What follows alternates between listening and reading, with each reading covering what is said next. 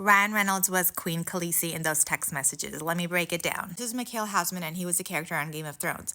Blake Lively was in a movie with him called Queen of Adeline. While these two are doing press for that movie, she is asked if she watches Game of Thrones since her character was in Game of Thrones. She confesses that she's never seen Game of Thrones and that Ryan is obsessed with Game of Thrones, and it causes a tough time in our marriage, jokes Blake Lively. And this is during the press tour of The Age of Adeline during that time. So in true Ryan Reynolds fashion, he got obsessed with the show. He did everything he could to pirate episodes that hadn't even been shot yet. So that was a little tough on our marriage. Now we're through it because there's a new season coming out, and it's during season 5, and she's never seen the show. So the Ryan Reynolds that we know gets so obsessed with Game of Thrones that he decides to use parts of Game of Thrones in something that he's promoting.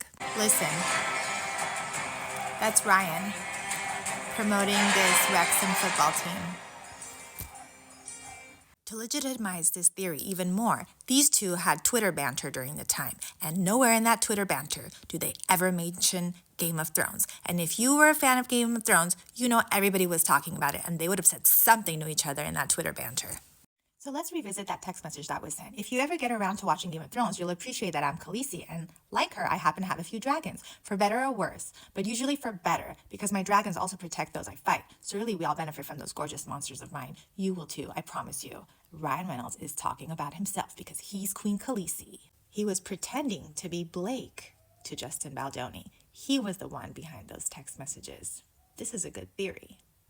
Thank you to Candace Owens for breaking it down. Somebody sent her a tip about it, and then she broke it down, and here I am breaking it down for you guys.